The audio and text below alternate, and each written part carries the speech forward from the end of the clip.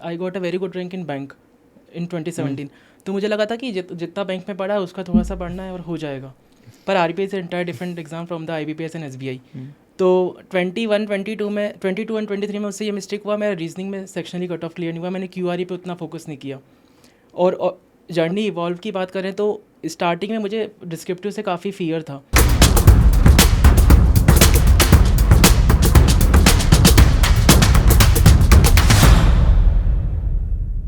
So hello everyone. तो आज हमारे साथ for a change we have two people who both have cleared RBI. I interviewed Sanjeev Kumar and Gurkiran sir interviewed Arpit. तो मैं संजीव के बारे में बताता हूँ पहले. Very inspiring journey. First of all जो सबसे बड़ी यूनिक चीज़ है इनके बारे में, he is the only candidate at least this year who has cleared both SEBI grade A and RBI grade B. दोनों एग्जाम इन्होंने इसी साल फोड़े. जैसे अभी जीएसटी में ऑफिसर है इन्वेस्टिगेशन डिपार्टमेंट में, तो पिछले साल भी इन्होंने आरबीआई दिया था. He missed the final selection by just 1.5 marks, just 1.5 marks. उन्होंने मुझे ये भी बताया कि इन्होंने एडोटैप की ना पिछली बार शायद कोई स्कीम्स वाली मैगजीन नहीं पढ़ी थी, फिर उन्होंने आके देखा पेपर के बाद, अच्छा ये एडोटैप वाले बोल रहे हैं कि उनकी मैगजीन में थे ये 10 नंबर के क्वेश्चन, तो इनको लगा यार 1.5 नंबर से रह गया, वही पढ़ लेता. बट एनीवेज, और he comes from a very humble background. यार शेखपुरा डिस्ट्रिक्ट है जो बिहार में, one of the smallest district, वहाँ से आते हैं. हिंदी मीडियम में एजुकेशन हुई है, बट बहुत ही मतलब इन्होंने मेहनत की अपने करियर में. कोई ऐसा पेपर नहीं है जो इन्होंने छोड़ा हो. Railway, SSC, ID, banking, SEBI, RBI, UPSC की भी तैयारी की 2-3 महीने, बट छोड़ दी. So hats off to him. और इनका यही हमेशा से विजन रहा है कि यार इंडिया की टॉप जॉब लेनी है. उसके लिए इन्होंने यूपीएससी टारगेट किया, लेकिन उनको लग गया कि नहीं यार, मतलब आरबीआई में कर लूँगा विद लेसर एफर्ट. तो मतलब शुरू से ही फोकस था कि आरबीआई आरबीआई आरबीआई आरबीआई करना है. नहीं, काफ़ी लोग शायद इस बैकग्राउंड से आके दे माइट फील सेटिस्फाइड कि यार जीएसटी में लग गए हैं, अच्छी खासी जॉब है. बट नहीं, इनका क्लियर था कि यार वो करना ही करना है. मतलब शायद 6-7 साल से आप पेपर दे रहे हो, है ना? पेपर तो सर 2018 में पास आउट हुआ, तो उसके बाद दे रहा. हाँ. 2 साल बीच में गैप रहा था, लाइक जब बैंक ज्वाइन किया था, तो उसके बाद फिर से ये स्टार्ट किया 2022 में. तो मतलब 6 साल उसी ताक में रहना कि मैं अपनी मनपसंदीदा जॉब में जाना चाहता हूँ. Takes lot of effort. So आप कुछ वजह देंगे संदीप टिप्स? लाइक 2-3 साल से लाइक प्रिपेयर कर रहा था. तो थ्रू आउट मतलब जर्नी एडू टाइप का बहुत ही सपोर्ट रहा. सिर्फ मैं इंजीनियरिंग बैकग्राउंड से आता हूँ, तो फाइनेंस और कॉमर्स से मेरा कोई लेना देना नहीं है. तो लाइक एडू टैप का मैंने मतलब देखा यूट्यूब पे, ज़्यादा विजिबल था एडू टैप ही, तो मैंने एडू टैप ट्राई किया और लोगों से सुना भी था. तो वहाँ पे मैंने सारा ए टू जेड जो भी स्पेसिफिक सब्जेक्ट्स है, like finance, economy, macro economics, तो सारा मैंने एडू टैप से कवर किया ए टू जेड. उसके बाद लाइक लास्ट ईयर नहीं हुआ, बहुत डिसअपॉइंटमेंट भी था. बट एक जब मैंने स्टार्ट किया था प्रिपरेशन, तो ये था कि मन में मैंने एक 3 साल का होराइजन लेके रखा था. तो जब मैं प्रिपेयर भी करता था तो नोट्स बना लिया था कि अगर इस साल ना हो तो अगले साल हो जाए. तो इस फ्रेम ऑफ माइंड से प्रिपेयर किया, और ऑब्वियसली वही हुआ. और मैं फॉर्चुनेट रहा इस बार कि दोनों आरबीआई और सेबी हो गया, क्योंकि फाइन लाइन होता है इधर उधर. जो लोग सेलेक्ट नहीं होते वो लोग भी काबिल है, हमसे ज़्यादा काबिल होंगे. बट वही है कि मैं लाइन के राइट साइड पे था इस बार. तो I am always grateful to all the people associated with my journey. यही.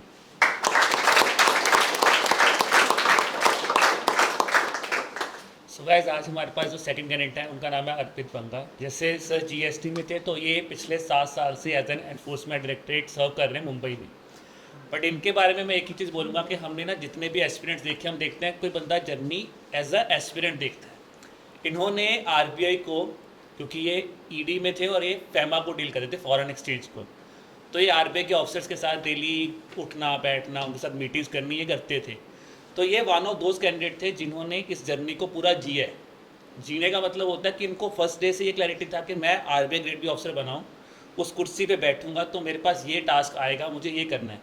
जैसे आप अगर इनका इंटरव्यू सुनोगे तो आप एक बहुत अच्छी चीज़ सुनोगे. उन्होंने बोला कि मैंने ना डिस्क्रिप्टिव आंसर राइटिंग मेरी बहुत वीक थी, मैंने टाइपिंग इस चक्कर में बढ़ाई क्योंकि मुझे पता है कि जब मैं ग्रेड बी ऑफिसर बनूंगा तो मुझे पॉलिसी बनानी है. पॉलिसी बनानी है तो लिखनी पड़ेगी, पढ़ना पड़ेगा. तो पहले ही माइंडसेट ऐसा था कि उस पोस्ट पे जाके मुझे करना क्या है. So I think that is one thing you will learn from him कि जर्नी में एक होता है डूब जाना पूरा, कि बस हर टाइम मुझे आरबीआई दिख रहा है. That is one thing I would say. बाकी तो सर अगर आप कुछ बोलो. बेसिकली मैं जर्नी काफ़ी मतलब हो सकता है किसी के लिए इंस्पायरिंग हो, पर मैंने तो उस जर्नी को काफ़ी जिया है. और full time like RBI full time मेरा जॉब यही था कि जॉब पे भी मुझे लग रहा है कि मुझे आरबीआई में जाना है, घर से पे आके भी लग रहा है, और गेम खेलने जा रहा हूँ तब भी लग रहा है, ट्रैवलिंग कर रहा हूँ तब भी लग रहा है. तब पूरी जर्नी उस तरह की निकली. न्यूज़पेपर पढ़ता हूँ तो कई बार लगता है कि हाँ ऐसा हो सकता है, ये सोच के किया होगा, ये पॉलिसी यदि इस तरह से ड्राइव हुई तो इसका पीछे रीजनिंग क्या रही होगी. तो हमेशा यही सोचता रहता था. पर हमेशा मेरा रीजनिंग की वजह से थोड़ा सा सेटबैक था लास्ट 2 इयर्स. पर इस बार जैसे ही मेरा प्रीलिम्स क्लियर हुआ तो 1 को मैं मेंस भी क्लियर हो गया, 1 को मैं इंटरव्यू क्लियर हो गया. और इंटरव्यू इंटरेक्शन इतना अच्छा था कि मुझे लगता है कि शायद उन्होंने मुझे चूज़ किया है. मतलब उन्होंने इंटरव्यू के मार्क्स भी इतने अच्छे से दिए, मुझे काफ़ी मार्क्स दिए, और उसके बाद मुझे सेलेक्ट किया इंटरव्यू बेसिस पर ही. तो ओवरऑल जर्नी का बहुत बड़ा रोल था, और एडुटैप टीम ने भी काफ़ी अच्छा सपोर्ट किया, बिकॉज कंसेप्ट तो वहीं से बिल्ड हुए थे. इनिशियली जो फाउंडेशन बना था वहीं से बना था, इंटरेस्ट जो डेवलप हुआ था वहीं से हुआ था. इसकी कोचिंग से, मतलब जो भी मटेरियल था और जो भी गाइडेंस और जो पैटर्न था पढ़ाने का, उसने ही फाइनेंस में इंटरेस्ट आपका वो किया, कल्मिनेट किया. तो thank you everybody, thank you EduTap team. I would like to add like मैं वो बोलना भूल गया कि थ्रू आउट जो भी मेरा इंटरेक्शन रहा, आप लोग बैक ऑफिस में काम करते हैं, तो जब भी मेरा जो भी डिमांड था कि अंकित सर से 1-to-1 इंटरेक्शन करना है या कुछ डाउट्स है, तो प्रॉम्प्ट रिस्पॉन्स था. लाइक आप लोगों ने मतलब ऐसा मुझे कभी फील नहीं हुआ कि लाइक मैं ये टाइप से ये डिमांड कर रहा हूँ, मैंने कोर्स परचेज किया, मुझे कुछ मिला नहीं. तो जब भी कुछ भी था, मतलब शेड्यूल करना था इंटरव्यू, मैं सिंस वर्किंग था तो मैं सैटरडे को मांगता था इंटरव्यू. तो वो भी आप लोगों ने ध्यान रखा, उसके लिए थैंक यू आप लोगों का.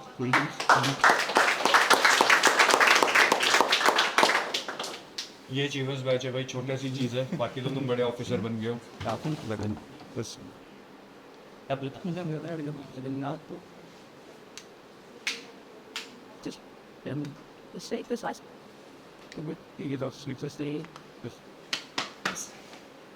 ये बुक है, ज़रूर पढ़ना है इसमें. सर अब ज़्यादा पैसे आए हैं तो इन्वेस्टेड वेल. आई होप आप बुक पढ़ते हो ना. ठीक है.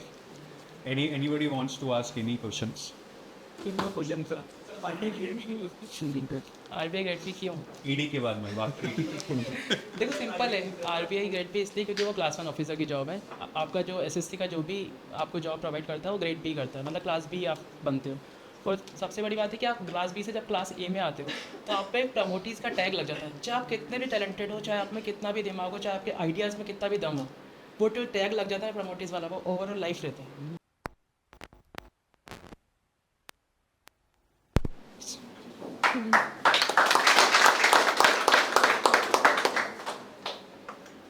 Thanks now. I've been looked into your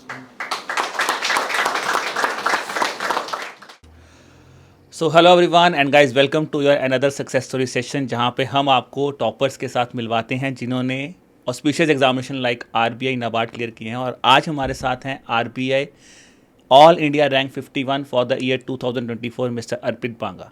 so welcome Arpit to the session. Thank you, sir. और अगर मैं अर्पित के बारे में थोड़ा सा बताऊं दोस्तों, तो इन्होंने बहुत ज़्यादा एक ड्रीम जर्नी जी है, क्योंकि ही गॉट ग्रेजुएटेड इन 2015. उसके बाद इन्होंने प्राइवेट सेक्टर जॉब की I think for 6 to 9 months. फिर इन्होंने बैंकिंग एग्जामिनेशन क्लियर किया, कैनरा बैंक में सर्व किया. कैनरा बैंक को सर्व करने के बाद इन्होंने उसी बैंकिंग प्रोफाइल में जैब का एग्ज़ाम क्लियर किया. उसको क्लियर करने के बाद इन्होंने सोचा कि नहीं, ये तो एंड नहीं है, तो मुझे आगे जाना है. तो इन्होंने एसएससी का एग्ज़ाम दिया और फिर इन्होंने एनफोर्समेंट डायरेक्टरेट की पोस्ट जो है वहाँ पे एज एन ईडी ज्वाइन किया.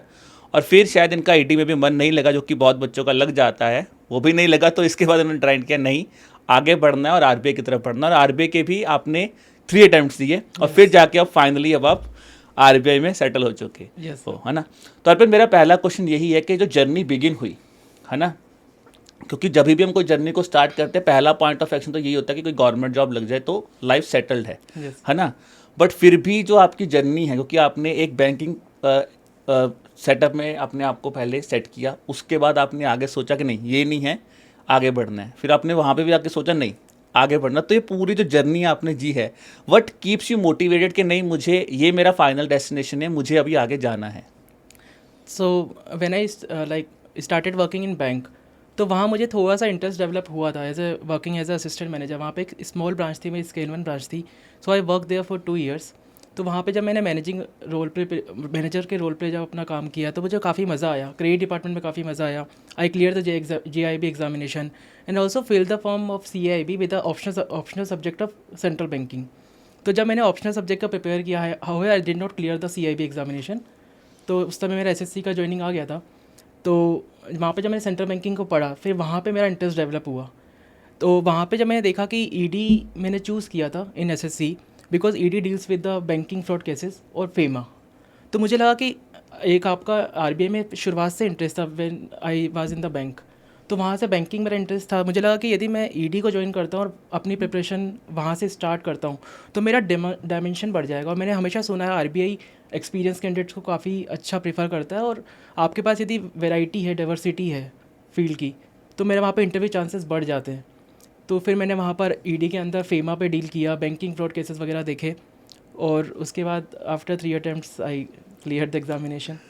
और इंटरव्यू में मेरे को इस सब जो भी मेरी जर्नी था, जो भी मेरा एक्सपीरियंस था, उसका रियली बहुत हेल्प मिला, मतलब as compare to the fresher candidate. ठीक है, क्योंकि जैसे आपने बात की अभी, जैसे बहुत जनरली जैसे आपने बोला ना कि मैंने ED ज्वाइन किया विद द गोल कि मुझे RBI में ही जाना है, शायद उसी चीज़ को आपने सर्कमवेंट किया। क्योंकि बहुत बच्चों के माइंड में ये आता है, क्योंकि एक होता है कि बैंकिंग, अगर आप SSC में गए तो नेक्स्ट टारगेट जनरली UPSC होता है। Yes exactly. UPSC की तरफ टिल्ट बहुत ज़्यादा होता है और बैंकिंग की तरफ टिल्ट थोड़ा सा कम हो जाता है, बिकॉज आप वहीं से स्विच करके SSC में गए हो, है ना? Exactly UPSC is like better than RBI because हम देखते ही हैं। पर UPSC is itself a full time job, which job to prepare with the UPSC is a very difficult task and to work with in a ED and work in Mumbai, जहाँ पे आपको you have to travel 2 hours daily, you have to work for 8 hours, तो वहाँ पर आप with job prepare करना is really difficult. तो मुझे लगा कि वो एक फेल्ड अटैम्प्ट हो सकता था यदि if I prepare for the UPSC।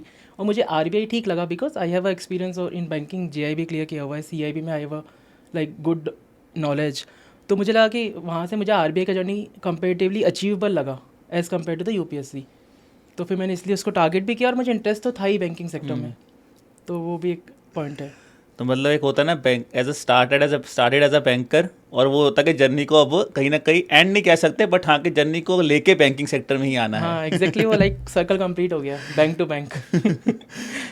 और अर्पित, जैसे आपने बोला कि मेरा ED का जॉब बड़ा हेक्टिक होता था, क्योंकि जिस प्रोफाइल में आप हो वो बहुत ही स्ट्रॉन्ग प्रोफाइल है। It's a very reputed job and it's a very reputed एक काइंड ऑफ रुतबे वाली जॉब है, ठीक है।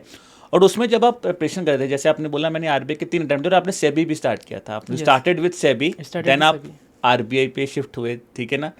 तो कभी आपको ये 3 अटेम्प्ट्स में ऐसा नहीं लगा कि यार मतलब सेटल तो हुई हूँ और बढ़िया शहर में बैठे हो? ऐसा भी नहीं है कि कोई रूरल, कई बार होता है ना कि रूरल पोस्टिंग में बैठे हो तो बंदे को होता है यार बढ़िया पोस्टिंग मिल जाएगी, एक मेट्रोपॉलिटन सिटी में पोस्ट में, वो भी आपकी थी।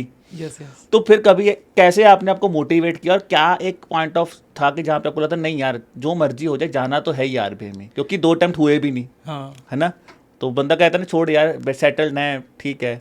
तो सर इसमें मेनली ये था कि SSC आपको ना ग्रेड B पोजीशन देता है, लाइक क्लास 2 ऑफिसर की पोजीशन देता है, और RBI आपको क्लास 1 ऑफिसर की पोजीशन देता है। तो क्लास 2 से आपको क्लास 1 में जाने के लिए बहुत ज़्यादा टाइम लगता है, और उसमें भी एक स्टेगनेशन वगैरह रहता है एक सर्टेन पॉइंट पे जाकर, तो एक वो पॉइंट होता है। सेकंड, हम मैनेजमेंट में भी पढ़ते हैं ना कि like top level, middle level, lower level. तो आप यदि मिडिल लेवल पे, और if you are getting a chance to get into top level, तो वाई डोंट। एक आपका एक और होता है कि मैं मतलब मोटिवेशन, जब मैं मैनेजमेंट और ये सब न्यूज़पेपर्स पढ़ता था, मैनेजमेंट का जो भी स्टैटिक पार्ट है वो पढ़ता था, तो उसको मैं रियल लाइफ में भी अप्लाई करता था। जैसे हम मार्शल थ्योरी ऑफ मोटिवेशन पढ़ते हैं, तो आपको हायर लेवल पे ही सेटिस्फेक्शन मिलता है, मार्शल तो यही बोलता है। तो बेसिकली वही था कि RBI SSC से मुझे वो टॉप लेवल पे जाने का चांसेस बहुत ही कम था, जो RBI में मुझे इजीली मिल रहा था। सेकंड, मैं वहाँ पर जब मैं ED में था इन मुंबई, तो I met with many RBI officers, और even in my vicinity there are so many RBI officers live, we are all live in the same area. तो वहाँ पे उनके लाइफस्टाइल को देखता हूँ, उनके वर्क कल्चर को देखता हूँ, उनके टाइमिंग्स को देखता हूँ, उनके मतलब एनवायरनमेंट को देखता हूँ, तो काफ़ी अच्छा लगता है, और लगता है कि लाइक वो काफ़ी अच्छी ज़िंदगी जी रहे हैं, और वहाँ पर रियली बहुत अच्छी लाइफ है, work life balance is really good. और एक फ्रेशर के लिए हो सकता है कि वो सेटल हो जाए to a certain point of like certain stage पर आफ्टर वर्किंग लाइक मेरे को 7 years का एक्सपीरियंस है, तो अब जो जॉब का मोटिवेशन है वो entirely different from the fresher one. तो वो एक चेंजेस तो आते ही हैं after you work like 4-5 years. तो आपका जो प्रायोरिटीज़ है वो चेंज होती है कि आपको क्या चाहिए लाइफ में। सिर्फ आपको आपको मनी ही मोटिवेट्स करता है, या आपको कोई पोजीशन मोटिवेट करती है, आपको कंट्रोलिंग चाहिए, या आपको रिलेशन मेंटेन करता है, लाइक मास्टर जैसा बोलता है, या जो भी इस तरह की थ्योरीज है। तो वही था मेनली मेरा मोटिवेशन कि मेरे को लगता है कि एक्सटर्नल मोटिवेशन आपको उतना नहीं करेगा। 3 साल की journey is really very difficult, और उसमें कंसिस्टेंसी मेंटेन करना, उसमें डेडिकेशन मेंटेन करना हमेशा इज़ रियली डिफ़िकल्ट, क्योंकि आप वर्किंग भी हो, you are getting a full time salary, a good salary. तो उसमें क्या होता है कि वो मोटिवेशन आपका इंटरनली होना चाहिए। आपको पता होना चाहिए कि why do you want to join RBI, आपको आगे क्या चाहिए। This is really important. तो मुझे लगता है इंटरनल मोटिवेशन ही था जिसकी वजह से वो एक डेडिकेशन मेंटेन रहा, एक कंसिस्टेंसी मेंटेन रही फ्रॉम द लास्ट 3 ईयर्स। ठीक है। और जैसे आपने बोला कि मैं RBI ऑफिसर्स के साथ बहुत रहा हूँ, ठीक है ना, you were in the part of FEMA, foreign exchange management act के, आप बेसिकली रेगुलेशंस देख भी रहे थे ED में। तो मुझे लगता है कि आपका फिर RBI में आना जाना तो ऑब्वियसली होता ही होगा, because you are placed in Mumbai. तो कभी कोई ऐसा मोमेंट आया कि जैसे आपने बोला कि एक इंटरनल मोटिवेशन था, तो मुझे लगता है शायद वो एक्सटर्नल मोटिवेशन को जब आप वहाँ पर जाते हो, ठीक है ना, तो वहाँ पे जाके कभी लगा कि नहीं यार ये एक ऐसा कोई ग्रेड बी ऑफिसर्स मिले हैं या कोई ऑफिसर्स मिले, आपने उनसे जब बात की हो, तो कोई ऐसा पॉइंट था पूरी जर्नी में जहाँ पे आपको लगता कि यार इनसे बात करके मज़ा तो बड़ा आता है, यार ये है यार जहाँ पे मैं हूँ अच्छा हूँ, जैसे आपने बोला, बट यार ये शायद ज़्यादा बेटर लग रहा है, ये पॉइंट था एक? हाँ सर, वैसे जब हम जैसे जनरली मेरे डिपार्टमेंट में हम लोग सब असिस्टेंट जनरल मैनेजर और DGM सर से मिलते थे, तो उनका जो फाइनेंशियल डेप्थ था किसी भी चीज़ को देखने का, उनका जो पर्सपेक्टिव था, इवन ग्रेड बी ऑफिसर्स में भी सब लोग के पास काफ़ी फाइनेंशियल नॉलेज होता है और उनका काफ़ी अच्छी डीपनेस होती है, उनसे कॉन्वर्सेशन करने में बहुत मज़ा आता है, क्योंकि दे रेगुलरली न्यूज़पेपर्स। तो वो सब जो एनवायरनमेंट था वो मुझे बहुत पसंद था। और इन माई डिपार्टमेंट ED तो वहाँ पर भी कॉन्वर्सेशन होता था, पर अलग टेंजेंट पे होता था, बिकॉज चीज़ें अलग हैं। पर मेरे को ये लगता है किसी भी जॉब में आपको like if you have to spend 30-35 years in a job, तो फिर आपका वहाँ पे नॉलेज होना भी बहुत ज़रूरी है और आपका इंटरेस्ट होना भी बहुत ज़रूरी है। तो मुझे लगता है मेरा फाइनेंशियल फील्ड में काफ़ी इंटरेस्ट था, तो इस वजह से ही मुझे लगा कि RBI is the right job for me. ठीक है। तो अब जैसे आपने बोला मैंने 3 साल लगाए इस एग्ज़ाम में, तो मैं ये जानना चाहता हूँ कि जब ये जर्नी स्टार्ट हुई RBI के 2021 में, 3 साल लगे इस जर्नी को जीने के लिए भी, तो इस 3 साल में आपने इस एग्ज़ाम में अपने आप को इवॉल्व होते कैसे लगा? Because as a personal yourself said कि मैं बहुत ज़्यादा इवॉल्व हुआ, मुझे मेरा इंटरेस्ट था फाइनेंस में और आपने बहुत प्रैक्टिकली चीज़ों पढ़ी हैं। तो मैं जानना चाहता हूँ कि आप इतना प्रैक्टिकल थे, इतना ज़्यादा कर रहे थे, बट फिर भी आपको क्या लगा कि कौन सी ऐसी मिस्टेक्स हुई पिछले 3 साल में जो आपने इस साल नहीं की, और फाइनली जो आपका रिजल्ट जो है you got a selected selection हो गया? सर 21 में जब मैंने स्टार्ट किया था तब मुझे लगा था कि I got a very good rank in bank in 2017। तो मुझे लगा था कि जितना बैंक में पढ़ा है उसका थोड़ा सा पढ़ना है और हो जाएगा। पर RBI is entire different exam from the IBPS and SBI। तो 21, 22 में 22 एंड 23 में उससे ये मिस्टेक हुआ, मेरा रीजनिंग में सेक्शनली कट ऑफ क्लियर नहीं हुआ, मैंने QRE पे उतना फोकस नहीं किया।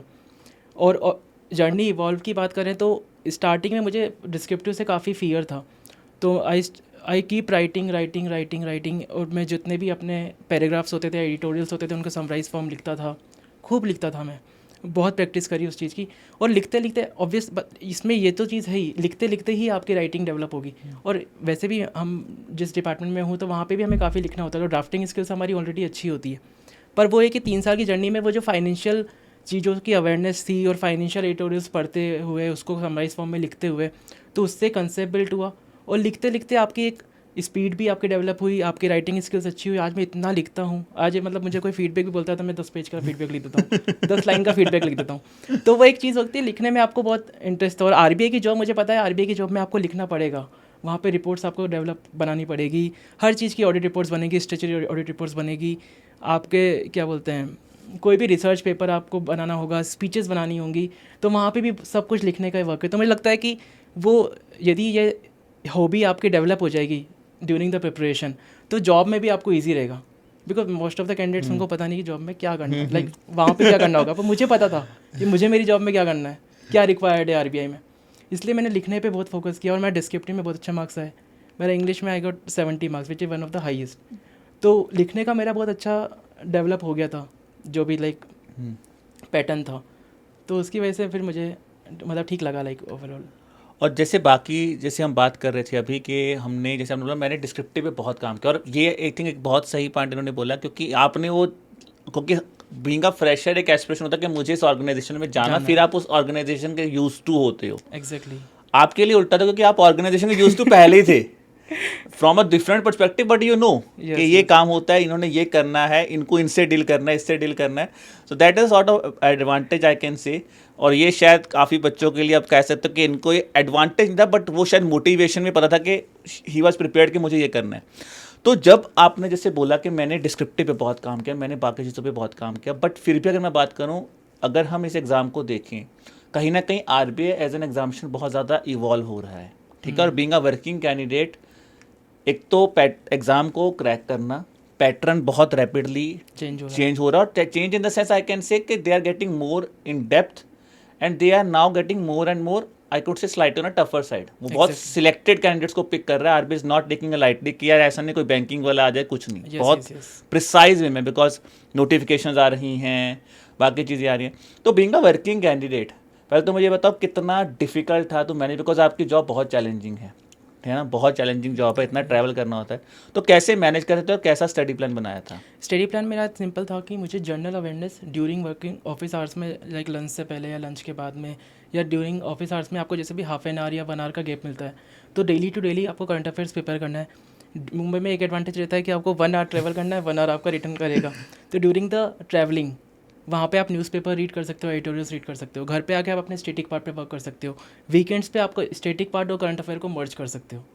तो इस तरह का मेरा 5 डे का रूटीन था कि 5 डे मुझे during office hours current affair daily का डेली प्रिपेयर करना है, आने के बाद अपना स्टैटिक पार्ट पे फोकस करना है, जो मेरा 22 एंड 23 में हो चुका था।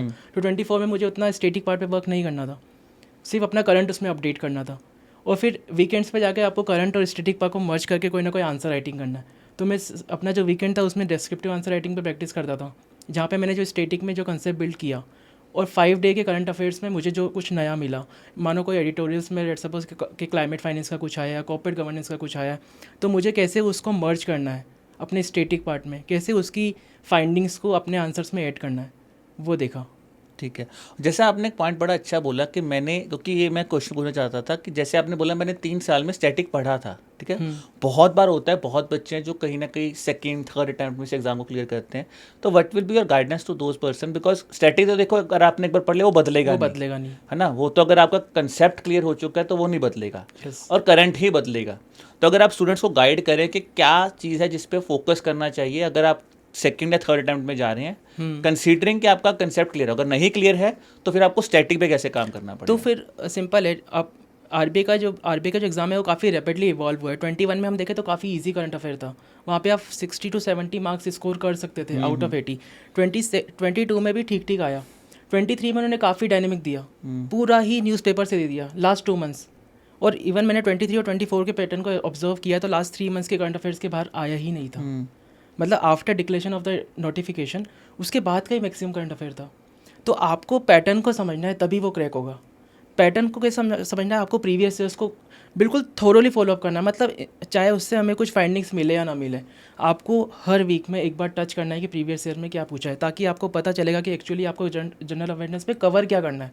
बिकॉज जनरल अवेयरनेस बहुत थोरो है, पीआई भी बहुत थोरो है, पर आपको क्या पिक करना है, आरबीआई एग्ज़ाम की क्या डिमांड है, एग्ज़ाम की डिमांड को समझना होगा, तो वो बहुत इंपॉर्टेंट है। सेकंड, आपको हर साल के पैटर्न को भी देखना है कि यदि आरबीआई ने 23 में मेंस में कुछ डिस्क्रिप्टिव क्वेश्चन पूछा है तो वो कहाँ से आया, वो स्पीच से आया कि वो रिपोर्ट से आया। 24 में जब आरबीआई ने सस्टेनेबल फाइनेंस का डिपार्टमेंट क्रिएट किया डीओआर में, तो इसलिए उसने डीओआर पूछा कि आरबीआई का सस्टेनेबल फाइनेंस में क्या रोल था, because he created the department in DOR. तो ये पैटर्न को समझना, जब आप आरबीआई की सर्कुलर पढ़ते हैं, आरबीआई की वेबसाइट को रेगुलरली विजिट करते हैं, स्पीचेस को रेगुलरली विजिट करते हैं, तब आपको पता चलता है करंट डेवलपमेंट्स क्या है। और सिर्फ आप उतना ही पढ़ जाओ, आपको कहीं ना कहीं जनरल अवेयरनेस में 35 नंबर 45 नंबर मिल जाएगा, और which is at the current time is enough to clear the examination. But ठीक है, you don't have to score 100, you only have to score 70 और 75 whatever the cut off is. तो उसके लिए 35 to 45 is enough for the GA part.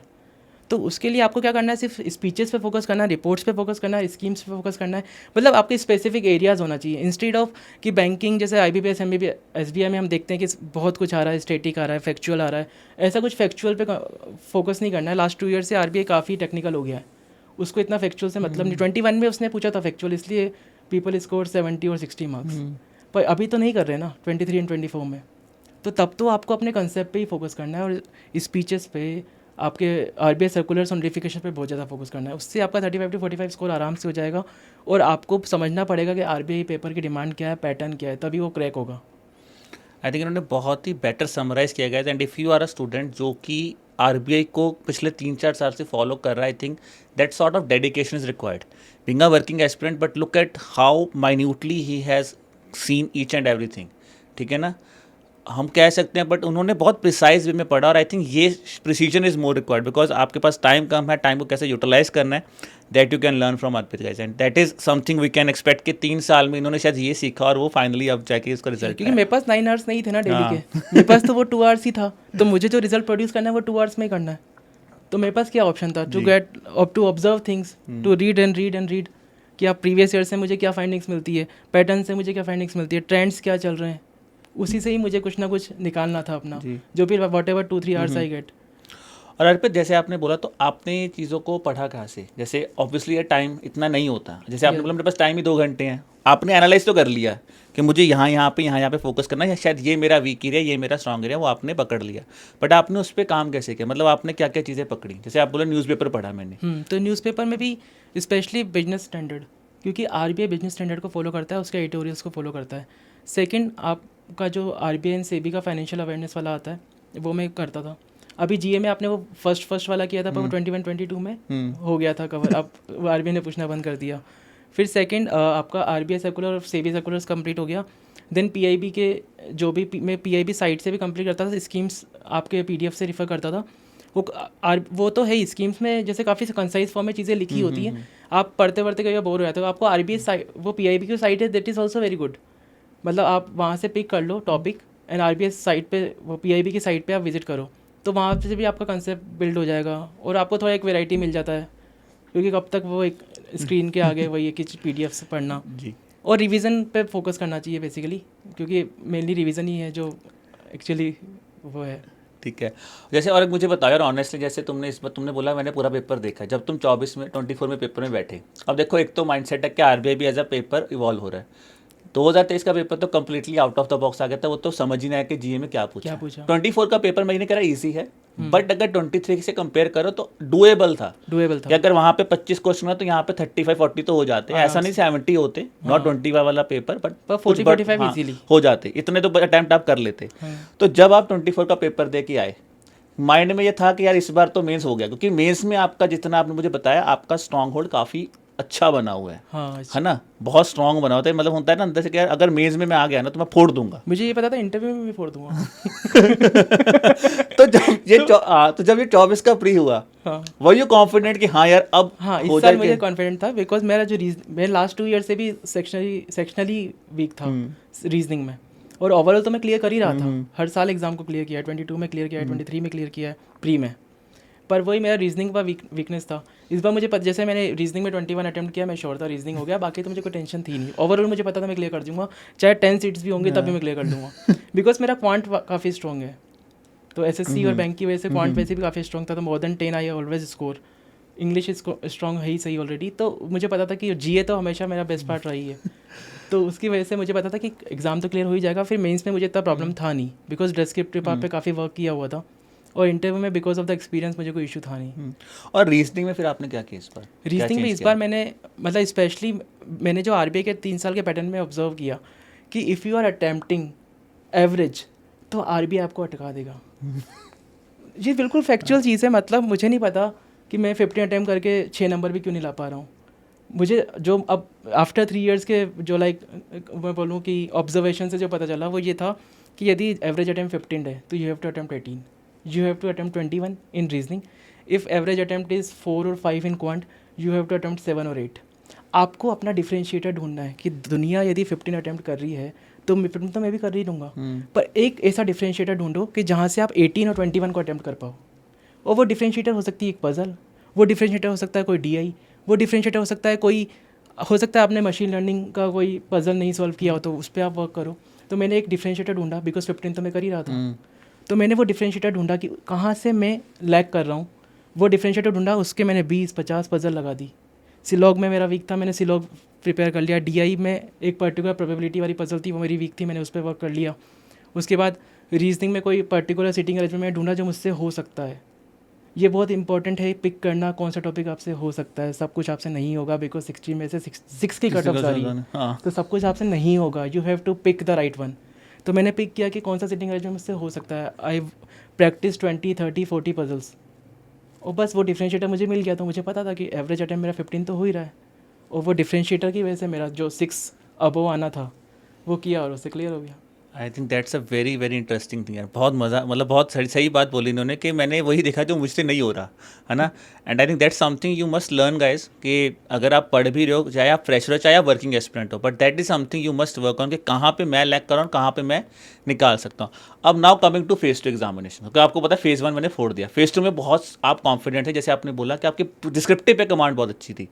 But अगर मैं बात करूँ इस बार फेज़ 2 के ऑब्जेक्टिव में, तो objective is in a form of shocker, in the form of कि जो क्वेश्चंस दिखे, क्योंकि एक्सपेक्टेशन यही होती है आरबीआई में कि आरबीआई स्कीम्स पे खेलेगा। हाँ, इस बार आरबीआई ने या तो पता नहीं वो मन बना के बैठे थे कि हमें शॉक देना है, shock in the sense it was not like कि आपने पढ़ा नहीं है, पढ़ा नहीं था, रिपोर्ट्स वही थी जो आपने पढ़ी हुई थी, या बट पॉइंट था कि आपको स्कीम दिखी ही नहीं। दिखी नहीं। मतलब वो स्कीम का था, पर वो काफ़ी बहुत specific spec- application point of view हाँ, पे था। 40 मार्क्स पूरे जो पैराग्राफ है वो सारे ही रिपोर्ट्स पे पटक दिए सारे उन्होंने। रिपोर्ट्स पढ़ दिए। तो मुझे ये बताओ कि जब ऑब्जेक्टिव में बैठे, डिस्क्रिप्टिव तो पता था क्या फोड़ दूंगा यार, हाँ, ऑब्जेक्टिव में बैठ के लगा कि यार फिर फंस गया यार, इस बार मेंस प्री निकला पहली बार यार, इस बार ये ना कि मुझे ऑब्जेक्टिव। डिस्क्रिप्टिव में श्योर था, बिकॉज जैसे ही आप प्री क्लियर करते हो आपके जो सिलेक्शन चांसेस है वो बहुत बढ़ जाते हैं। पहले आपका 1 लाख में से आपको लाइक इस बार के सीट सिनेरियो के हिसाब से 900 में आना है, हाँ। आफ्टर 900 आपको सिर्फ 200 में आना है, तो आपका सिलेक्शन चांसेस है 25%। तो वहाँ पे आप पहले तो जब भी मेंस में बैठो तो सिक्योर होकर बैठो कि यू आर 1 ऑफ द 4, तो है ही क्योंकि 1 ऑफ द 100 आप ऑलरेडी थे जब आपने प्री दिया, तो 1 ऑफ द 4 तो हो ही, इसमें कोई प्रॉब्लम नहीं। तो वही कॉन्फिडेंस होना चाहिए। सेकंड, आपका डिस्क्रिप्टिव अच्छा है तो 200 नंबर तो आपका क्लियर है। 200 में से आप मैक्सिमम मार्क्स गेन कर सकते हो। ऑब्जेक्टिव पार्ट की बात करें, इस बार जरूर मैं बोलूँगा कि कुछ नया था। कुछ नया क्या, बहुत फैक्चुअल था, बहुत ज़्यादा फैक्चुअल। इवन दे आस्क कि वर्ल्ड डेवलपमेंट और किसने लिखी है। मतलब ये तो क्या ही था, वो तो कोई कर भी नहीं सकता, ये तो क्या मतलब। ही था लिटरली। मतलब वो था ही ना, मतलब कि और स्कीम्स पे भी बात करें तो बहुत एप्लीकेशंस उस पे था, बेस्ड था। और सस्टेनेबल फाइनेंस पे भी बहुत MD भी करके पूछा था, और वो अब तो गोल्स तक चेंज हो गए, SDG आ गया है। तो उस पर बस मेरा ये था कि आपको है ना बिल्कुल लिमिटेड अटैम्प्ट रखना है। आरबीआई ना इस चीज़, मैंने ये तो बोला हमेशा कि प्री में आपको अटैम्प्ट्स बढ़ाने हैं, पर इस एक्यूरेसी पे बहुत फोकस करना है। आरबीआई एक्यूरेसी पे बहुत ज़्यादा फोकस करता है, मतलब बहुत ही ज़्यादा फोकस करता है। वो इतना नेगेटिवली रिएक्ट करता है आपकी नेगेटिविटी पे। मैंने तो लास्ट 2 साल दिया है तो मुझे पता है। वो आप यदि आपने लाइक 20 अटैम्प्ट किया और आपका 12 ही सही है तो वो तो ख़त्म हो गेम। तो इससे बढ़िया है कि आप 12, आपको यदि 12 आते हैं तो आप 14-15 से ज़्यादा का रिस्क मत लो। आपको लगेगा कि आपको करना है अटैम्प्ट, पर मत करो अटैम्प्ट, बिल्कुल जितना लेस अटैम्प्ट हो सकता है करो। यदि लगता है पेपर आउट ऑफ बॉक्स है तो वो सभी के लिए आउट ऑफ बॉक्स है, जितना लिमिटेड अटैम्प्ट कर सकते हो करो, क्योंकि आपको लगेगा कि आपको आता है पर वो टेक्निकली नहीं आता होगा, क्योंकि वो बहुत अजीब उनके क्वेश्चंस और उनके आंसर जो आपका ऑप्शंस है वो भी काफ़ी कंफ्यूजिंग होते हैं। तो वहाँ रिस्क लेने की ज़रूरत नहीं है, मिनिमम अटैम्प्ट करो। और वही मेरा इस बार भी था कि मैंने मिनिमम अटैम्प्ट किया, ज़्यादा रिस्क लिया नहीं, क्योंकि रिस्क जनरली आता है कि अटैम्प्ट बढ़ाओ अच्छा आएगा, पर आरबीआई को नहीं पसंद ये सब चीज़ें। बट अर्पित, मैं आपसे जानना चाहता हूँ, बिकॉज जनरली पता है करो जब हम फेज़ 1 में ऑब्जेक्टिव की प्रिपरेशन कर रहे होते हैं तो हमारा फोकस ऑब्जेक्टिव तरफ जल्दी बढ़ जाता है, मतलब डिस्क्रिप्टिव सब्जेक्टिव है, पता नहीं यार अच्छा लिखा है नहीं लिखा पता नहीं, क्योंकि आपका ऑन द कॉन्ट्री आपने डिस्क्रिप्टिव पे बहुत होल्ड बनाया। तो मैं चाहूँगा कि आप स्टूडेंट को थोड़ा सा गाइड करो कि विद रिगार्ड्स टू मीन्स, जैसे देखो किसी को कुछ नहीं पता कि अगले साल क्या नया निकल आए। तो मेरा मेनली ना ऑब्जेक्टिव पे ये था कि मैनेजमेंट आपको आता है तो सबसे पहले आपको स्ट्रेटजी बनानी पड़ेगी कि तीनों सब्जेक्ट को आपको कैसे कैसे प्रिपेयर करना है। फाइनेंस मैनेजमेंट है तो आपको मैनेजमेंट में स्टैटिक पार्ट पहले कवर कर लो, और डिस्क्रिप्टिव उसमें तो डिस्क्रिप्टिव ऑब्जेक्टिव का कोई प्रॉब्लम भी नहीं है। लास्ट ईयर के जितने क्वेश्चंस आते हैं, मैंने एडिट से देखा था कि प्रीवियस ईयर के जितने भी क्वेश्चंस थे मैनेजमेंट के वो मैंने सारे कर लिए थे, सारे क्विजेस सॉल्व किए थे। क्विज सॉल्व करने से फ़ायदा क्या होता है कि आपका मैनेजमेंट में होल्ड बनता है, आपको पता होता है फ्रेंच की 5 पावर्स है तो कौन सी पावर्स का क्या मतलब है, तो उससे डिस्क्रिप्टिव को भी आपको हेल्प मिल जाता है और ऑब्जेक्टिव तो आपका प्रिपेयर होता ही है। और सेकंड कि वहाँ से आपको बेसिकली स्ट्रेटेजाइज करना पड़ेगा कि हर सब्जेक्ट को मुझे कैसे डील करना है। और मैंने तो कम्प्लीटली ये एडुटैप के रिवीजन सेशन को ही रिलाई किया था। कंप्लीट सेशन मैंने देखा है, पूरा FM का, पूरा ESI का और जो भी मैनेजमेंट का कंप्लीट रिवीजन से ही मैंने ऑब्जेक्टिव पार्ट को प्रिपेयर किया है। बिकॉज वो आपका इकोनॉमिक्स में जो ESI है उसके ऑब्जेक्टिव में कुछ भी स्टैटिक से आता ही नहीं है, वो सिर्फ करंट बेस्ड ही होता है।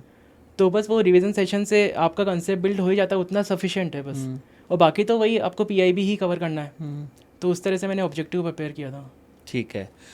और जैसा आपने बोला, मैंने ऑब्जेक्टिव थिंकिंग ने बहुत एक स्मार्टनेस बोला कि यार देखो, आप अपने आप को डिस्क्रिप्टिव पे मैं बोलूँगा स्ट्रॉन्ग कमांड बना लो, because objective I am not saying unpredicted है, बट हाँ कुछ भी पैटर्न चेंज हो सकता है, कुछ भी हो सकता हाँ, है, हाँ। एग्जैक्टली। अब आते हैं देखो नेक्स्ट चीज़ के ऊपर, इंटरव्यू के ऊपर। अब मैं ये जानना चाहता हूँ, let me be honest, because मैं जब इनसे बात कर रहा था, देखो यार एक तो तुम ED में ऊपर से तुम जाते हो RBI के ऑफिस में, मुंबई में तुम रहते थे, और ऑब्वियसली तुमने AGM या सबसे बात की होगी। तो अब जब आपने अपने डैफ में लिखा होगा कि I am an enforcement directorate officer, तो मैं जानना चाहता हूँ कि now take us through the whole interview, because I am assuming कि वो बहुत इंटरेस्टिंग होगा जितना आपने मुझे बताया। तो so let's go through that interview कि वो कैसा रहा। क्योंकि मैं ये जानना चाहता था थोड़ा सा उससे पहले कि जब आपने मॉक्स दिए होंगे तो मॉक्स में भी मे बी आपको गाइड किया होगा कि यार आपको ED पे ग्रिल किया जा सकता है, रोल प्रोफाइल पे या उस चीज़ के ऊपर। सो दोनों चीज़ में है कि कैसा गया फाइनल इंटरव्यू, वो तो मैं पूछ ही रहा हूँ, बट मुझे ये भी बताओ कि जब आपने मॉक्स दिए, मॉक्स में कोई ऐसी लर्निंग मिली कि हाँ यार जो मैं शायद एक्सपेक्ट नहीं कर रहा था? हाँ, तो जो एडुटैप का अपना इंटरव्यू गाइडेंस प्रोग्राम था, तो उसमें ऑलमोस्ट सारे चीज़ों को काफ़ी टेक्निकली कवर किया था, हर एक टॉपिक को। इवन जलज सर का जो 2 आवर्स का सेशन था बैलेंस शीट, उस पर मेरा 15 मिनट्स का डिस्कशन चला है।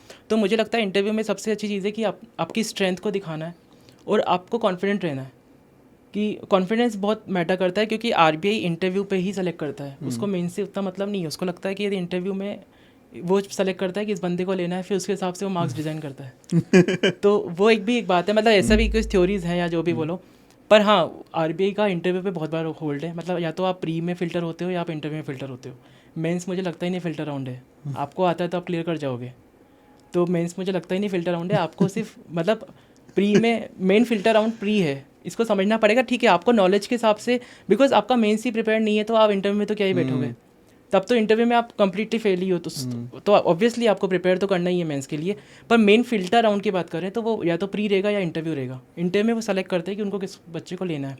तो मेरा देखो, तो मेरा सबसे पहले, क्योंकि मैं ED में था, फेमा से डील किया था, तो उन्होंने मुझे फेमा सर्कुलर्स के बारे में पूछा, कंपाउंडिंग के बारे में पूछा कि कंपाउंडिंग कैसे होती है। बट तो मुझे पता ही था RBI का कौन सा सर्कुलर मुझे रिफ़र करना है। मैंने उनको सर्कुलर्स तक बताया, सेक्शन तक कोट किए कि कौन से सेक्शन होते हैं। फिर उन्होंने मुझे पूछा कि IBC के बारे में आपका क्या कहना है, वो insolvency bankruptcy code of India.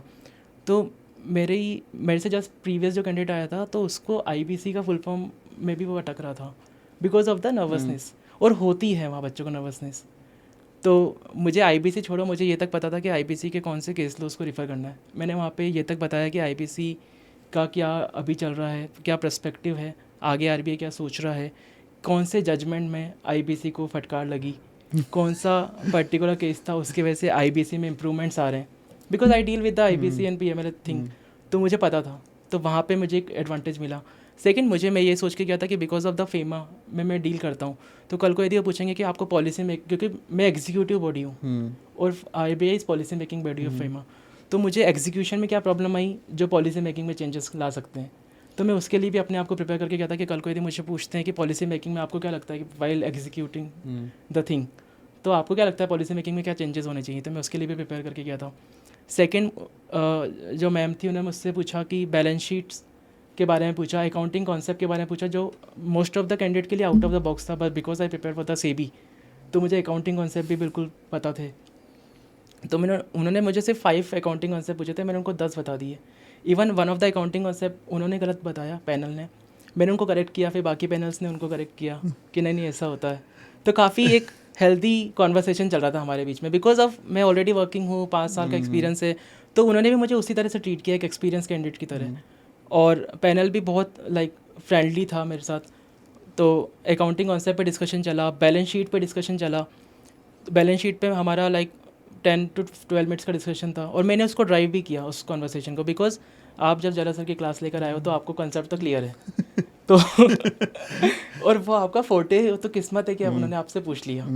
तो अब तो आपके ऊपर है कि आपको उस कॉन्वर्सेशन को कैसे ड्राइव करना है। तो मैंने आराम से उस कमर्शियल बैंक बैलेंस शीट्स और आरबीआई के बैलेंस शीट में क्या डिफरेंस है, आरबीआई के बैलेंस शीट में हर एक कंपोनेंट का क्या रोल होता है, इवन फिगर्स तक सब बता दिया उनको। तो वो उससे भी काफ़ी इंप्रेस हुए। Then one of the panel ask कि स्टेट फाइनेंस कमीशन में क्या इश्यूज़ हैं। अब यहाँ पर मेंस का रोल आता है कि आपने यदि पढ़ा ही नहीं कि म्युनिसिपल बॉन्ड्स क्या होते हैं तो इंटरव्यू में आपको क्या पता चलेगा। इसलिए मेंस फिल्टर ऑन नहीं होगा, but it plays a very important role in interview. तो वहाँ पे जैसे आप म्युनिसिपल फाइनेंस पढ़ते हो, म्युनिसिपल बॉन्ड्स पढ़ते हो, तो आपको पता है स्टेट फाइनेंस कमीशन का क्या रोल है। तो मैंने उनको बताया स्टेट फाइनेंस कमीशन के बारे में। देन ही आस्क कि उन्होंने काफ़ी टेक्निकल भी पूछा कि आपका बेसल 3 नॉर्म्स आए थे, तो वहाँ पे पहले होता था कि रिस्क वेट एसेट कैसे कैलकुलेट होता है और वो कॉन्सेप्ट क्यों आया। तो मैं थोड़ा सा अटक गया था कि मुझे पता नहीं था कि वो कॉन्सेप्ट लाइक चेंजेस क्यों किया उन्होंने, रिस्क वेट एसेट में चेंजेस क्यों किए। तो फिर उन्होंने मुझे बताया कि अच्छा 2008 में क्या हुआ था। मैंने कहा वो क्राइसिस था, मतलब हाउसिंग क्राइसिस था। तो वहाँ पे क्या हुआ था, मैं कहा सबऑर्डिनेट डेट वगैरह का इशू था उनको। मैं कहा यस। तो बोलते हाँ बोलो। तो मैंने कहा कि सर वो हाँ वहाँ पे सर वेट असाइन नहीं किए थे, उन्होंने गलत वेट असाइन किए थे। हाउसिंग लोन को हम काफ़ी सिक्योर लोन मानते थे। तो 28 के बाद हमने मतलब 2008 के बाद हमने फिर उसमें चेंजेस किए, वेट अलग असाइन करना शुरू किया, बिकॉज हमें लगा कि हाउसिंग लोन भी डिफ़ॉल्ट हो सकते हैं। तो ऐसा मैंने उनको बोला तो वो काफ़ी इंप्रेस हुए कि हाँ इसको ये भी पता है कि किसी टर्मिनोलॉजी का मतलब क्या है, उसका वो डिराइव कैसे हुआ है, उसका कंसेप्ट भी आपको पता होना चाहिए कि वास्तव में वो चेंजेस क्यों आए पॉलिसी में। बेसल 2 चल रहा था तो बेसल 3 को लॉन्च क्यों किया, पता होना चाहिए ना। लाइक तो बेसिकली जब आप बहुत ज़्यादा आरबीआई को फॉलो करते हो ना, आरबीआई सर्कुलर्स को, न्यूज़पेपर्स को, तो वो अंडरस्टैंडिंग डेवलप होती है। वो understanding is very important to clear the interview. वो अंडरस्टैंडिंग ही आपको इंटरव्यू में क्लियर करती है। बाकी कोई रट्टाफिकेशन या कोई सर्कुलर्स को पढ़ लेना या टर्मिनोलॉजीज को पढ़ लेना, रेपो रेट क्या होती है, रिवर्स रेपोर्ट क्या होती है, ये सब आपको इंटरव्यू में हेल्प नहीं करेगा। आपको जीना पड़ेगा वो लाइफ को, आपको मतलब मज़ा आना चाहिए वो पढ़ने में, तभी तो मज़ा आएगा 30 साल जॉब करने में। 30 साल की जॉब भी तो करनी है, सिर्फ वो थोड़ी कि रेपो रेट पढ़ लिया और रिवर्स रेपोर्ट पढ़ लिया तो हो जाएगा। तो मज़ा भी तो आना चाहिए ना उससे, जब हम डील करते हैं उस चीज़ों से, या उस मतलब जब हम जीते हैं उस लाइफ को, तो वो मज़ा तभी आएगा जब उस कंसेप्ट में मज़ा आएगा। वो पढ़ते टाइम उसको मज़ा आप फील लोगे उस चीज़ की। आई थिंक यार मतलब बहुत बढ़िया। तो कभी उन्होंने मतलब ऐसा कुछ हुआ कि जब आपको लगा, क्योंकि इतनी फ्रेंडली कन्वर्सेशन जब आपकी चल रही है और वो भी इंटरव्यू में, क्योंकि देखो नर्वसनेस होता है, और जैसे आपने बोला कि मेरा इतना बहुत फ्रैंक कन्वर्सेशन वहाँ पे चला, तो कभी किसी पॉइंट ऑफ टाइम पे इंटरव्यू में ये लगा कि यार लग नहीं रहा इंटरव्यू, ऐसा लग रहा है मैं बस नॉर्मल एक मीटिंग में ही आया हूँ, बात ही हो रही है तो क्या हुआ, बात चल रही है चलने दो। और कोई ऐसा पॉइंट आया इंटरव्यू में कि जहाँ पे आपको लगा कि यार जैसे ईडी में ग्रिलिंग की हो या कोई ऐसा चीज़ पूछो जहाँ पे आपको लगा कि यार ये मैं एक्सपेक्ट नहीं कर रहा था कि ये इसलिए मतलब ये भी पूछेंगे, क्योंकि जनरली आपने बहुत चीज़ें जी हैं ना, क्योंकि ऑब्वियसली पैनल्स होते हैं कई बार कि let's try to figure out कि where he can we can struck him.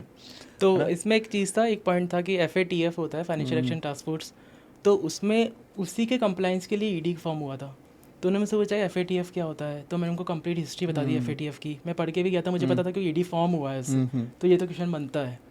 तो FATF का इस साल रिव्यू हुआ है लास्ट ईयर ही 24 में, तो उसकी कंप्लाइंस रिपोर्ट आई थी जिसमें बोला था कि 33 आउट ऑफ 40 पैनल्स में इंडिया कंप्लाई कर रहा है। तो मैंने उनको रिपोर्ट्स के बारे में बताया, FATF कमेटी की रिपोर्ट की रिकमेंडेशन तक बताया मैंने उनको, तो वो काफ़ी अच्छा लगा। फिर उन्होंने पूछा कि FATF रिव्यू आपके यहाँ भी हुआ था, मैंने कहा यस। बोले हमारे यहाँ भी हुआ था, मैंने कहा यस। तो बोलते हैं आपको क्या लगता है कि who is the biggest stake holder in FATF? तो बस फिर मैंने उसका कुछ आंसर नहीं किया, मतलब मैं भी हंस गया, वो भी हंस गए।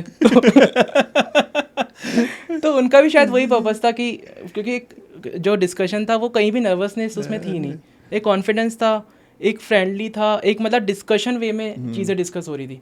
तो वहाँ पे मैं भी थोड़ा सा मैंने भी स्माइल पास कर दी, मैं भी कुछ आंसर नहीं किया, बिकॉज ना तो मैं ये बोल सकता था कि you are the biggest stake holder, और ना मतलब obviously RBI is the biggest stake holder, पर उसमें कहीं ना कहीं ये भी था बैंक्स भी हो सकते हैं, तो मेरे को भी पता नहीं था कुछ, मैं भी थोड़ा स्माइल कर गया, वो भी स्माइल कर गए। और अगर अर्पित जैसे आपकी हमने जब जर्नी समझी, जैसे you have said that Aerotype plays a great role in your journey, ठीक है? तो मैं जानना चाहता हूँ because you have joined with us in 2021, उसके बाद आपने with the help of your friends आपने शेयरिंग में कोर्सेज को यूज़ किया। तो मैं जानना चाहता हूँ कि in this whole 4 years what is that one thing that was in your mind that made you stuck to कि यार मुझे Aerotype से ही पढ़ना है? एडिट का सबसे बेस्ट चीज़ वो मिला माइंड मैपिंग, जो हर एक चैप्टर के बाद होता है, बिकॉज वर्किंग एक्सपीरियंस से बहुत कम टाइम होता है, तो माइंड मैपिंग से सारे कंसेप्ट रिवाइज होते हैं। रिवीजन सेशन बहुत अच्छा होता है। क्विज़ जो है एडिट के वो अनमैचेबल हैं, कहीं कोई कोचिंग आपको वो प्रोवाइड नहीं करता है। जो मैनेजमेंट के जो क्विजेज़ हैं, ESI में क्विजेज़ की जरूरत पड़ती नहीं है, बिकॉज पैटर्न चेंज हो गया, उसमें एडिट की गलती नहीं है।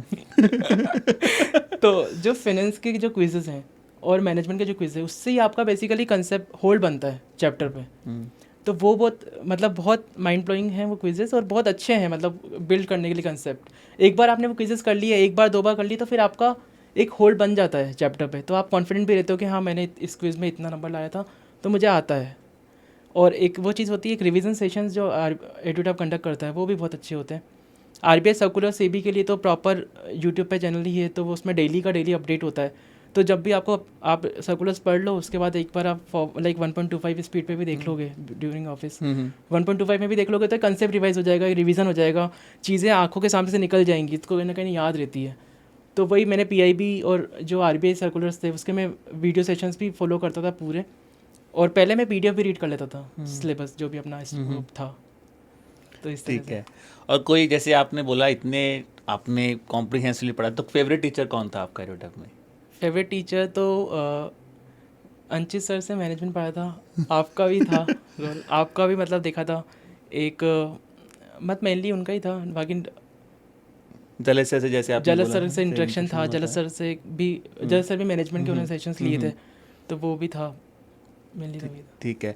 और अर्पित, एक चीज़ अगर मैं आपसे पूछूं, जैसे आपने मुझे बताया था जब हम डिस्कस करते थे कि जब आपने इंटरव्यू लिया उससे पहले शायद आई थिंक आपका अंचित सर से कॉल हुआ था, Call ठीक हुआ है? था। So how easy is it for you? Because अगर मैं एज अ मेंटरशिप बात करूं, तो जनरली जब हम एज अ स्टूडेंट सोचते हैं तो हमें हमेशा होता है कि यार एक ऐसा मेंटर जो बहुत क्लोज रहे, मतलब जब भी मुझे ज़रूरत पड़े तो वो तो मेंटर हाँ, हो मेरे साथ, एक ऐसा हम हमेशा यही चाहते यस हैं। यस। तो in that support how Edutap has help you? मतलब because you are apart from past 4 years, तो कहीं आपको ऐसा था कि कुछ भी हो, लेट मी कॉल या let me drop an email, तो जो सपोर्ट सिस्टम आपको मिला, जो मेंटरशिप आपको मिली, उसमें आपको कैसा लगा? एडिट का वैसे आप जब भी एक मेल ड्रॉप करोगे या कोई कॉल भी आप लॉन्च करते हो, तो विद इन 30 मिनट्स में वो कॉल आता है, या मेल का भी सेम डे रिप्लाई आ जाता है। और जब ड्यूरिंग इंटरव्यू सेशन, तो मैंने अंचित सर से लाइक 30 मिनट्स का कॉल अरेंज हुआ था, तो उसमें उन्होंने थोरली देखा कि मेरा बैकग्राउंड क्या है, मेरा बायोडाटा फॉर्म भी शेयर हुआ था। तो उन्होंने मुझे बताया कि आपको किस पॉइंट पे लाइक पर्सनली आपको किस पॉइंट पे ग्रिल कर सकते हैं, because you have switch many jobs. पहले IT सेक्टर में थे, फिर बैंक में आ गए, फिर SSC में आ गए, फिर RBI जाना चाहते हो, तो वो पर्टिकुलर उस सेगमेंट पे उन्होंने काफ़ी गाइडेंस प्रोवाइड करी। फिर नॉर्मली मतलब 30 मिनट्स का प्रॉपर एक पर्सनल मेंटरशिप टाइप सेशन हुआ था।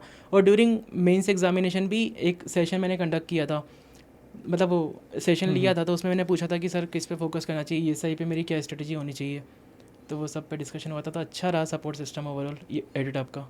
ठीक है। और अर्पित, अब हम थोड़ा सा स्विच करते हैं towards your personal life, because family friends का रोल बहुत बड़ा होता है, ठीक है? तो मेरा पहला क्वेश्चन तो देखो यार, ऑन अ फनी नोट, कि यार तुम इतने जगह इतने बड़े सेटल थे, इस टाइम पे घर वाले बोलते हैं कि लड़के की शादी की जाए, और लड़का बोल रहा मुझे जाना RBI में। हाँ, तो पहली बात तो ये बताओ कि घर वालों को तुमने रोका कैसे? और दूसरी बात ये, तुम एक एग्जैक्टिव पोस्ट में बैठे हो जहाँ पे एक रुतबे वाली पोस्ट होती है कि मैं बैठा हूँ, मैं फ़ोन करूँ तो 4 काम हो जाएंगे, और तुम बोल रहे हो कि मुझे उस पोस्ट में जाना है जहाँ पे मैं पीछे बैठ के पॉलिसी बनाऊंगा, आगे तो एग्जीक्यूट कोई और करेगा, मैं सिर्फ बैठ के पॉलिसी बनाऊंगा। तो कैसे बनाया घर वालों को? नहीं, घर वालों को स्टार्टिंग में 21 में तो वो नहीं थे, पर 22, 23, 24 में उन्होंने जर्नी में पूरा सपोर्ट किया। 21 में उनको मतलब पता नहीं था कि लाइक ED भी तो इज़ अ गुड जॉब, तो प्रॉब्लम क्या आ रही है। तो जब मैंने उनको बताया कि लाइक मेरा इंटरेस्ट क्या है, ED कोई बेकार जॉब नहीं है, it is a very good job, पर मेनली क्या था कि आपका इंटरेस्ट भी होना चाहिए, आपको पता होना चाहिए कि आपका एटीट्यूड कौन सी जॉब से मैच कर रहा है। बिकॉज बोलते हैं ना कि सचिन तेंदुलकर को आप कोचिंग में नहीं पढ़ा सकते, तो वो वाली चीज़ है कि मतलब आपको पता होना चाहिए कि आपको कौन से आपका फील्ड ऑफ इंटरेस्ट क्या है। तो मुझे लगा था कि मेरा RBI में इंटरेस्ट है, तो फिर मैंने उनको समझाया और थोड़ा अपनी शादी को भी डिले किया कि क्योंकि वो सबसे मुश्किल काम है। हाँ वो तो है ही। तो वही था कि मुझे था कि एक बार RBI हो जाए, ताकि एक रास्ता डिसाइड हो कि आपको बेसिकली फ्यूचर आपका क्या है। बिकॉज आप ED में रहते तो आपका एक डिफरेंट फ्यूचर था, आप RBI में हो तो आपका एक डिफरेंट फ्यूचर है। तो जो भी आपका पार्टनर आएगा उसको भी तो आपको कंफर्म करना है कि वास्तव में आप क्या हो। तो वो एक पॉइंट था। ठीक है। और कभी घर वाले मम्मा पापा किसी ने बोला कि यार भाई इधर तो सारे काम हो रहे थे, अब तो क्यों जा रहा है उधर, बैठ जा इधर? हाँ नहीं ऐसा कुछ नहीं, उनकी मतलब मैं खुश हूँ तो वो खुश हैं, मतलब तो वो तो ठीक है। और फ्रेंड्स का रोल कैसा रहा? बिकॉज इतनी लंबी जर्नी जियो, और आप जिस प्रोफाइल में थे बहुत अच्छे अच्छे दोस्त हैं, और आरबीआई में भी जैसे आपने बोला मैं इंक्लाइंट था कि मैं उनसे बात करते रहता था, तो उस फ्रेंड सर्कल में कोई ऐसा मोमेंट था जहाँ पे आपको लगा कि नॉट आई कैन से directly in the form of source या कंटेंट हेल्प किया, बट इनडायरेक्टली एक बंदे को मोटिवेट मिलता है कि बात करके लग रहा था कि हाँ जिस तरह मैं जा रहा हूँ या जो मेरा इंक्लिनेशन है वहाँ पे मुझे बहुत ज़्यादा मेंटल सपोर्ट मिला कि हाँ यार जहाँ मैं जा रहा हूँ मैं वही बिल्कुल सही है जो मैं सोचता था? थ्रू आउट द जर्नी मेरा एक फ्रेंड था, तो उससे मैं रेगुलरली कांटेक्ट में था। तो बेसिकली हम लोग डिस्कस करते रहते थे, और ऑब्वियसली वहाँ पे काफ़ी अप्स एंड डाउन्स आते हैं, तो मैं अपने डाउन्स उससे डिस्कस करता था। बाकी मेरे पास लाइक मेरे चाइल्डहुड फ्रेंड्स भी बहुत अच्छे हैं, तो वो भी जब मैं 23 में काफ़ी श्योर था कि मेरा हो ही जाएगा, तो जब मेरा प्री में नहीं हुआ बिकॉज ऑफ द रीजनिंग, तो वो बिना बताए सब एकदम रिजल्ट आया, मैंने उनको सिर्फ इतना शेयर किया कि मेरा नहीं हुआ, और वो सब आ गए, लाइक 8-10 फ्रेंड्स थे, वो सब बिना बताए घर पे आ गए, और फिर उन्होंने मतलब मेरे मूड को सही किया। तो फ्रेंड का सपोर्ट ऑब्वियसली बहुत रहता है, पर आपको अपने स्टडी पार्टनर ढूंढना चाहिए, मतलब मुझे ऐसा लगता है, बिकॉज अभी अब नेक्स्ट वीक में उनका भी सेशन है, विपुल एंड विकी का, तो वो भी रूम पार्टनर्स रहे हैं, तो ऑब्वियसली आपको एक स्टडी पार्टनर ढूंढना ही है। आरबीआई में अकेले अकेले कब तक प्रिपेयर करोगे? और आरबीआई इस चीज़ है कि आपको डिस्कस करना पड़ेगा ड्यूरिंग प्रिपरेशन, आपको पता मतलब डिस्कशन से चीज़ें होंगी, तो आपको अपना स्टडी पार्टनर ढूंढना चाहिए, और उसके बाद ही साथ साथ अपने अप्स एंड डाउन्स से डिस्कस करो, एक अच्छा रिलेशन बिल्ड करो, कंसेप्ट बिल्ड करो।